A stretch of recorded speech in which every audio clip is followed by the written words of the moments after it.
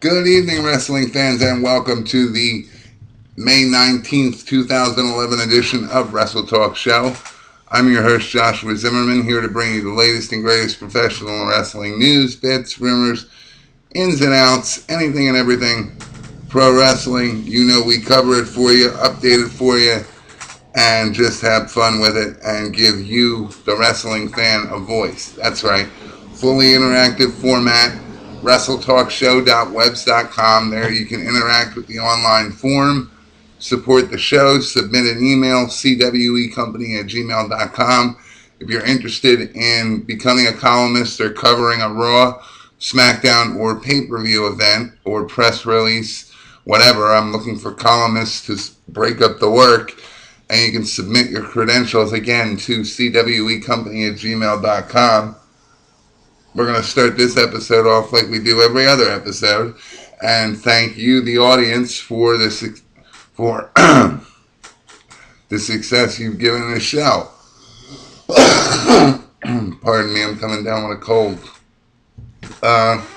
Each and every one of you that subscribes, comments on the video is one step closer to making your wrestling interactive. We encourage it. Visit our full YouTube channel with over 115 archived videos. You can watch us from the very beginning. That's at youtube.com/CWEcompany. Remember at the end of viewing each video to like the video so it gains traffic on YouTube, and submit a comment for each and every video in the box directly located under the play button. Support the show via PayPal. PayPal email cwecompany@gmail.com. Donate as little or as much as you want. Every dollar will be recorded back to you, the fans, and used to enhance the production of this show. For those that can't donate, as we understand economic hardship,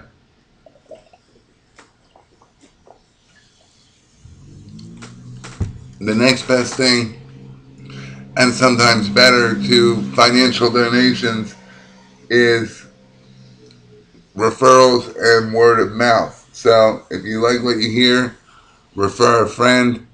Subscribe to our YouTube channel. Again, that's youtube.com/CWEcompany, and simply click subscribe. We're going to give you show progress in this show. A lot of wrestling news. WWE loses a longtime NBC partner.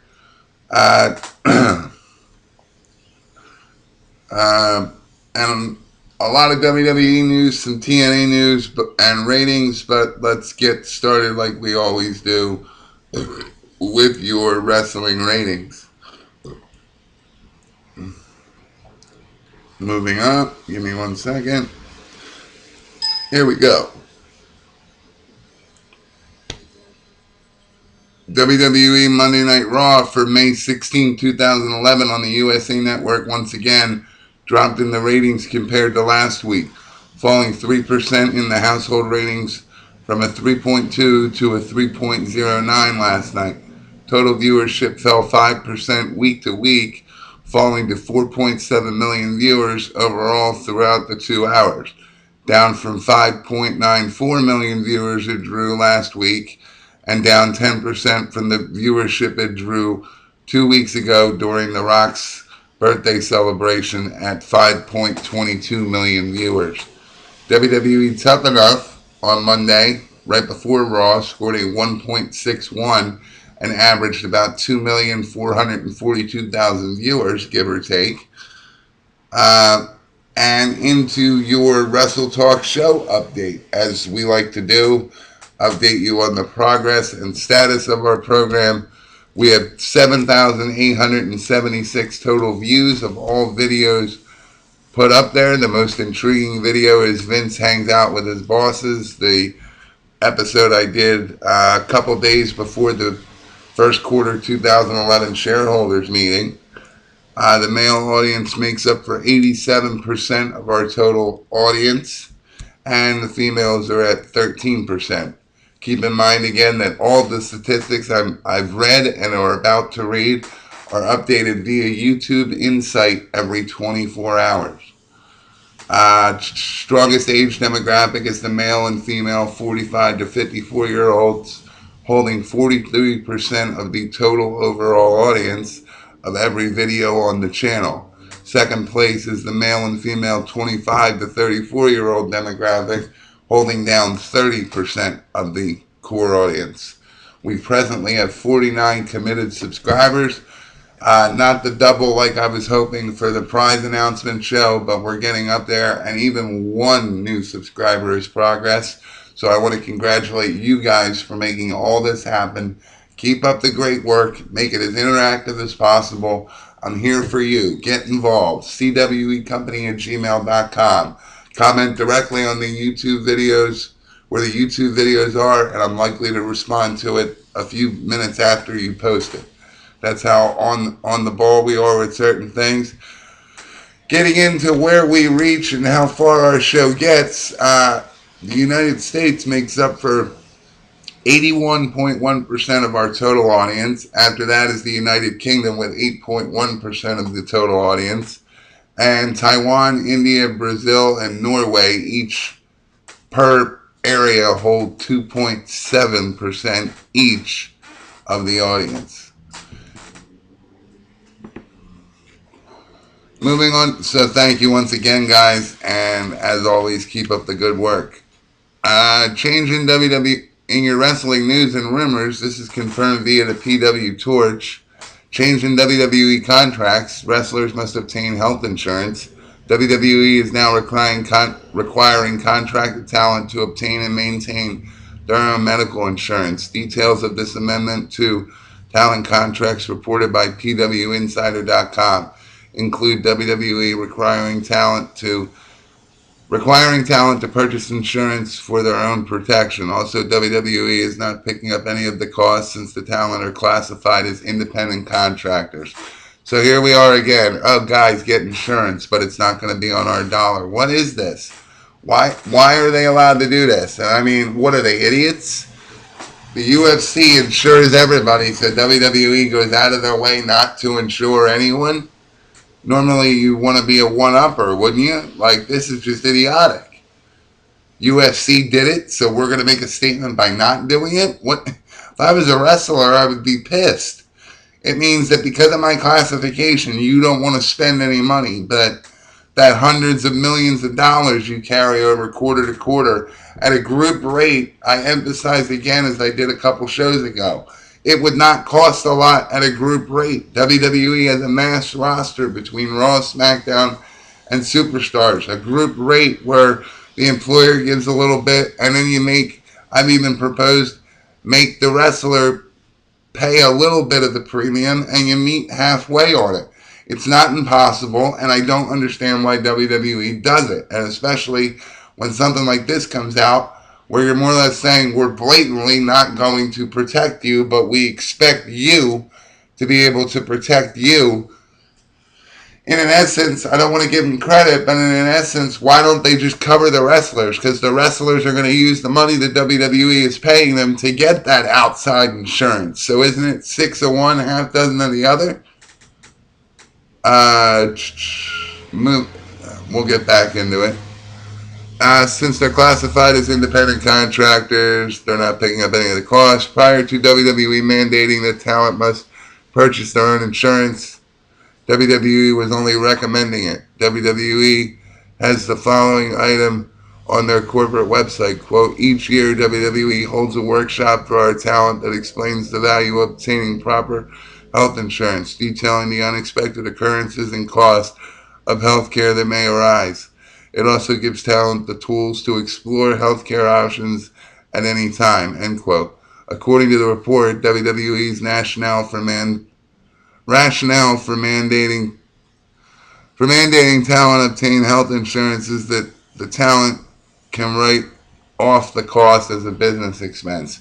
But why should they have to write it off when they have to get it to be money makers for Vince McMahon? Does anyone else see a problem with this? Vince McMahon is more or less saying, I'm going to pay you, but in what I pay you, get insurance. Why not just break down and say it's 6 of one, half dozen of the other, get a quote for a group rate, the employer covers a percentage, each wrestler pays into it, and it works out. It's 6 of one, half dozen of the other, because where you're going to get people that go for the bare minimum and people that go for the top tier of insurance, when you get one group rate of insurance that covers everything in regards to in-ring accidents, similar to the UFC and what happens in their cages and traveling to events. I don't see the stubbornness here. It offends me more that they're coming out and basically saying, no, we don't want to do it, but we expect our talent to do it regardless. We'll come back to it because it's the question of the day. Moving on, WWE Hall of Famer Jim Ross updated the blog section of JR's barbecue.com. The following items are among the highlights. Ross on Dick Ebersol leaving NBC. That's the executive that we highlighted, and we'll get into that. Email. Yes, Dick Ebersol, who announced his retirement as president of NBC Sports this week, was a key component in the success of WWE over the years. Dick is a brilliant man with uncanny vision. He was always professional to me, and I enjoyed working with him on the XFL project. Last time I spoke to Dick, he was standing in the lobby of a Phoenix hotel at WrestleMania 26 talking to Bret Hart. TNA announces formal launch for rebranding and look. Last Thursday was considered by the network a soft launch. After last Thursday's soft launch, TNA officially launches the, quote, Impact Wrestling, end quote, brand name for their weekly show, Thursday night on Spike TV. The show follows Sunday's Sacrifice pay-per-view, which did not contain any changes to the product other than renaming the venue to the Impact Wrestling Zone. As part of the official launch, TNA is advertising network consultant Mick Foley's announcement of, quote, more changes to Impact, with Hulk Hogan and Eric Bischoff's reactions. In addition to fallout from the pay-per-view and launching the rebranding, TNA will begin hyping the Slammiversary pay-per-view in June, which will be headlined by TNA champion Sting versus Mr. Anderson. One of the top items TNA is advertising for the show is Anderson's, quote, special surprise for Sting to begin their pay-per-view title match hype. TNA will also continue the feud between Bischoff and the X Division, leading to Bischoff and Matt Hardy teaming up in a scheduled TV main event. 1 second, guys. Hello? Yeah, is this Doug? Alright, 1 second. Are you on back, bud? Alright, I'll just tell her to come down. My fault.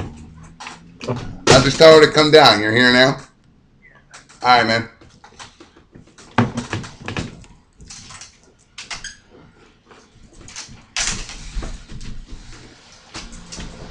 Hey, Kate.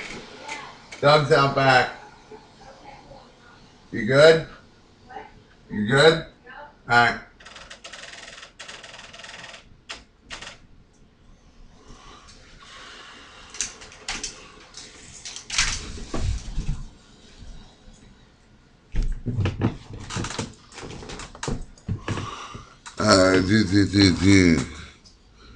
Leading to Eric Bischoff and Matt Hardy teaming up in the scheduled TV main event. Also, TNA will follow up the latest pay-per-view encounter between Kurt Angle and Jeff Jarrett to begin the next phase of their feud, leading to Slammiversary.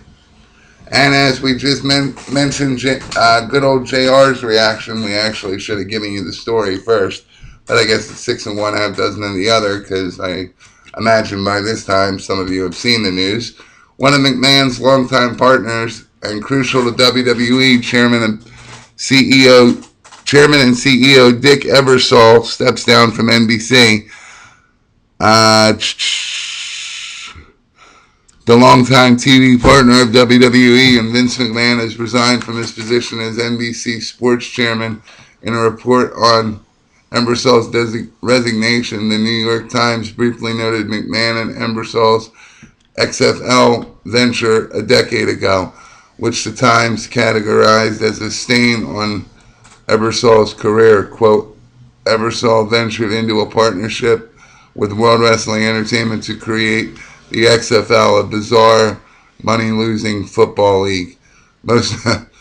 Well, can you really argue with that? Most recently, Ebersol appeared at the 2010 WWE Hall of Fame ceremony to induct Bob Uecker into the celebrity wing.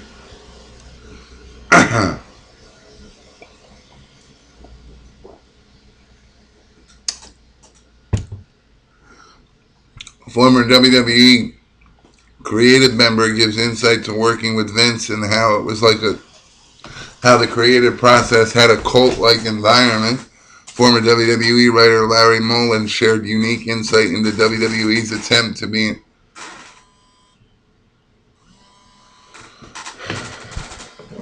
Hold on, guys. Hello? Yeah, I'm at the office. I'll throw them out. All right, bye.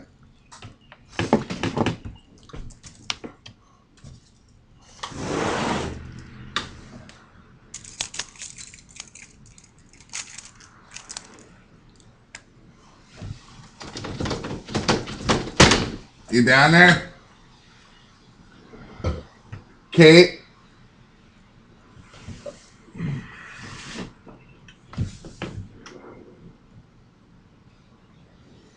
Kate, you down there? Here they come. Coming down.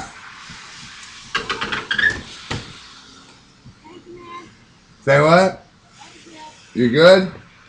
Alrighty.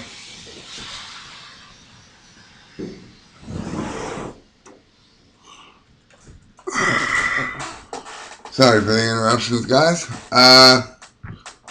Shared insight into WWE's attempt to be an entertainment company but not having the system in place to execute it during an interview on Dave Lagana's, quote, I Want Wrestling podcast series. For more information on this interview and more, you can visit, all one word, iwantwrestling.com. Mullen, in his mid-60s and with a strong resume of industry experience, painted a picture of WWE trying to be like a Hollywood production with their weekly TV shows, but not having the infrastructure, discipline, or long-term planning to achieve that goal. Whereas Mullen shared that WWE as a self-described entertainment company trying to be like a Hollywood production, tries to get from WrestleMania to WrestleMania as part of their seasonal structure, but the lack of long-term planning undercuts the process. It captures what former WWE writer John Lorini has said in various forums on the PW Torch and Torch Talks. I encourage you to check them out. We'll get to our plugs, but to check them out real quick, pwtorch.com, and just look around. It's anything and everything wrestling, but our plugs are coming up soon, so we'll get into that more. Palmieri has said in various forums on the Torch that he would try pitching a basic 4-week outline of storylines from time to time, but McMahon remained intent on booking week to week. Mullen said one of the issues exacerbating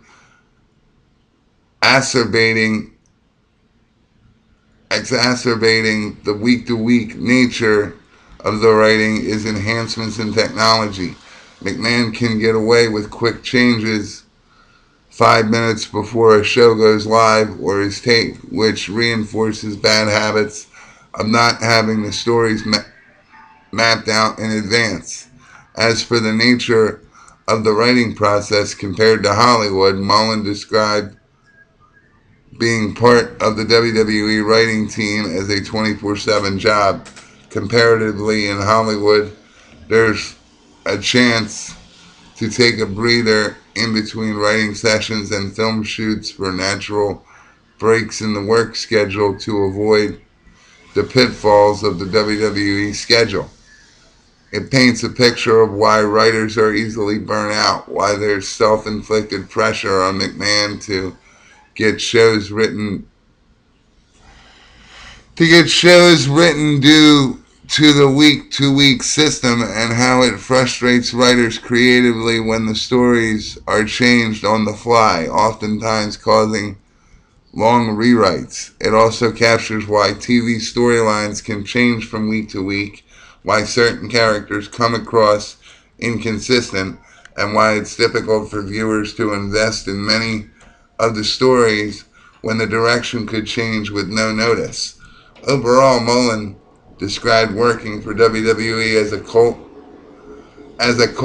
and laughingly described the creative process as "they beat you down, then hug you," end quote. He was referring to McMahon ripping apart storyline pitches, then managed it, acting like a family with the writers after each week's TV tapings before starting it all over again the following week. Mullen also shares some interesting insight on the TV pilot process, how networks set up their seasonal schedules, and other anecdotes working with WWE in Hollywood. So again, visit iwantwrestling.com. That was just an excerpt of that interview, but enough detail, I hope, to get you intrigued. Again, iwantwrestling.com. Moving on in your news, WWE star Triple H is advertised for the Money in the Bank pay-per-view. He's listed amongst the advertised talent on an email sent out by WWE. TNA news, TNA star Mick Foley told Brian Fritz of BetweenTheRopes.com that he's still confused by the Impact Wrestling name change. Quote, I'm still wondering in a lot of ways, Foley said. Quote, but I think we wanted the name for the show specifically that made people instantly aware that we were a wrestling show, end quote. Foley was asked whether he expects to see more wrestling on the television show. Foley was asked whether he expects to see more wrestling on the television show. His answer was, quote, I hope so. And not just more wrestling, but hopefully better wrestling. I'm not taking a knock at any of the guys. I think, for example, when Ric Flair and I had a big match in October, it took people by surprise and they said, quote, wow, that's something we'd expect to see on a pay-per-view. I think there has been a little sense over the years that wrestling was secondary to the other things going on in the show. So I'd like to see an increase in the number of minutes of wrestling, but I'd also like to see an increase in the seriousness of the matches, that more matches are seen as being pay-per-view quality, end quote. Foley also addressed the skepticism that the rebranding will lead to significant changes. He had this to say about that. Quote, I would say that personally I'm doing my very best to make the show different and to make the show matter, and that hopefully we will see a positive change, end quote, said Foley. We're going to know one way or another in the next month or so if people are happy with the changes. If they're not, we'll try to tweak them again. You can listen. If you're interested in the full interview, guys, visit, all one word again, BetweenTheRopes.com. Mick Foley on the TNA name change and what he expects. That was just an excerpt from that. Again, I don't want to steal anybody's thunder. We're all working together. We're all on the same page, dispensing wrestling news for the wrestling fan. The Miz states yesterday he was nervous about throwing the first MLB opening pitch. WWE star The Miz noted on his Twitter page that he did throw out the first pitch wait a minute.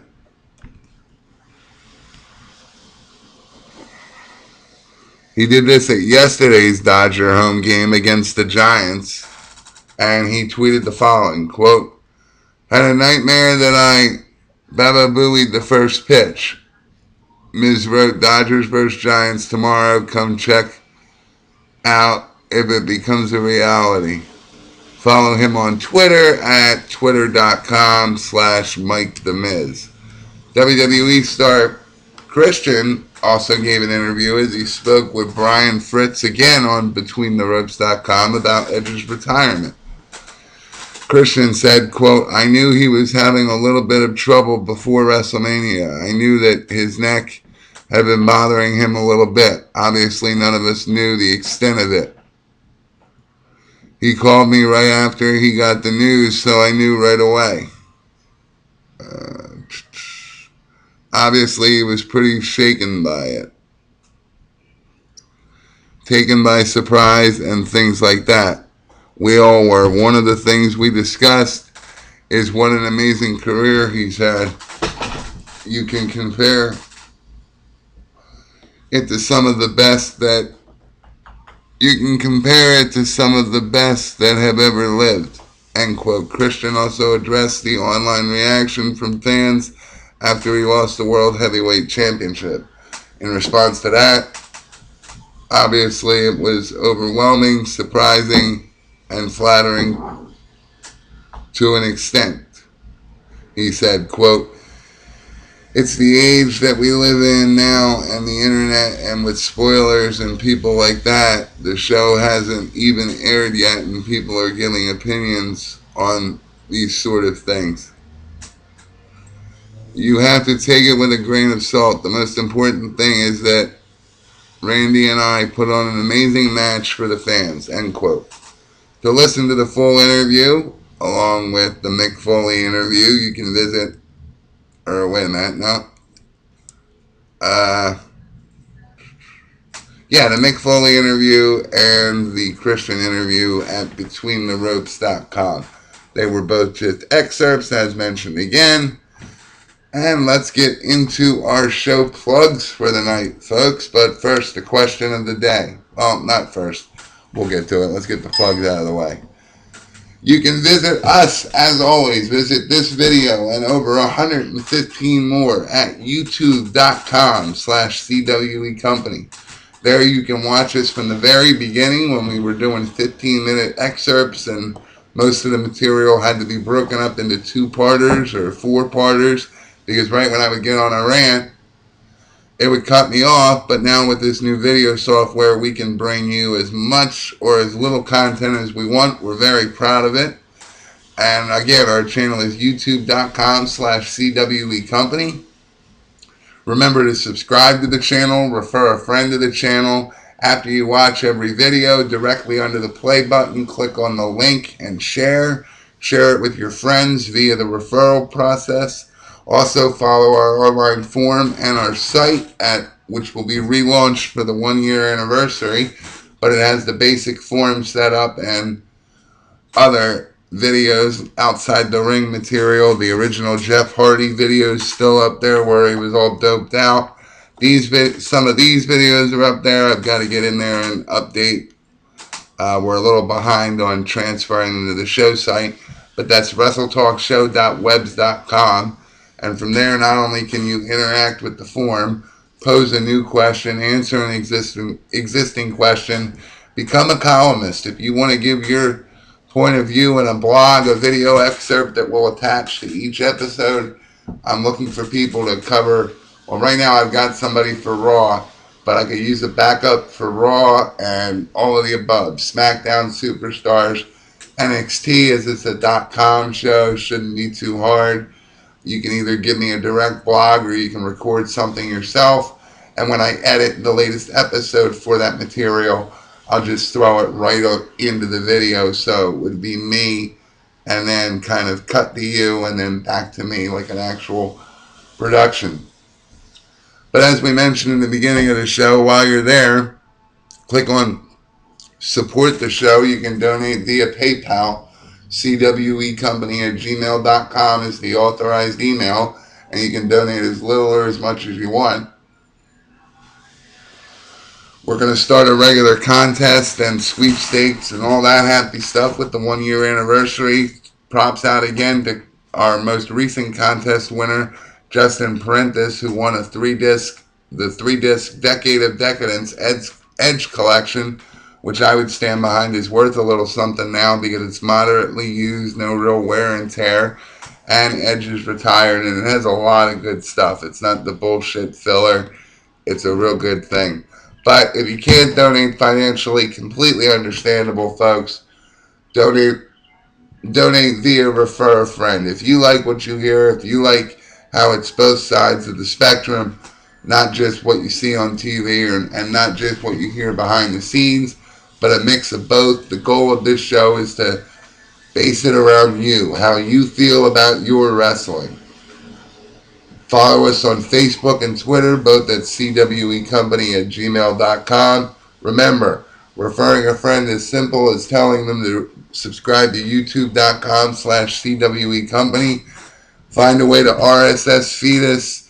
There's many ways you can support. Tell a friend. It's not all about money. It's about the love for the business. And now, also visit our friends every Tuesday night at 9 p.m. Eastern, 6 Central, smartwrestlingfan.com, with host Joe Negron, Dishman, and a rotating week-to-week host as they give you a 3-hour This Week in Wrestling review show. Starts at 9, and I encourage you to watch the live version and not what's edited and posted by Wednesday morning, as there's usually a half hour to an hour of content that essentially gets edited out when he puts the final copy on Podbean. Again, our friends James Codwell and Wade Keller at pwtorch.com. They have a weekly live cast, Monday nights, the hour leading into Tough Enough, so 7 to 8 p.m. And then Tuesday through Friday, 5:30 to 6:30 Eastern Standard Time. Our friend Jason Powell at ProWrestling.net, the Wrestling Geniuses, available here on YouTube. Just type in their name, the Wrestling Geniuses. And until next time, not until next time, your question for the day and discussion point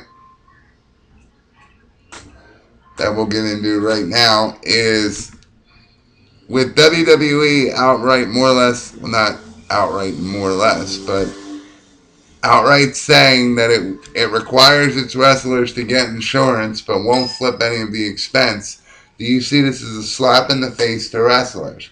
Like I was saying earlier, it's like a contradiction to what UFC did. You'd think in good faith that WWE would try and one up. But my argument also stands that you're going to pay them to get private insurance, which is essentially them taking their WWE money and paying for insurance. When Vince, if he could get off this tirade, could just sign up for a group plan when you have 60 plus wrestlers, give or take. I don't have the roster right on hand. I don't understand the sense in this, because it would be one and the same. If anything, Vince and the wrestlers would save money. But tell me what you think. The question of the day is, do you think this is a good move, a neutral move, or blatant disrespect, as the wrestlers to Vince are still classified as independent contractors? But the catch, as I've argued for video to video, is that without these independent contractors, Vince wouldn't have Vince wouldn't have an empire. He wouldn't have bi-weekly pay-per-views. None of this would be anywhere without the performer. When do you stop with your stubbornness and take care of those who take care of you? I'll leave you with that, ladies and gentlemen. But until next time, again, youtube.com/CWEcompany is our official channel. There's bonus content on there, Q&A with your host, all that and much more. And I want to say our next show should be sometime Friday afternoon or Saturday morning to recap Impact and SmackDown. And we hope you have a great night, and thanks for watching, guys. I'm Josh Zimmerman saying be safe and have a good one.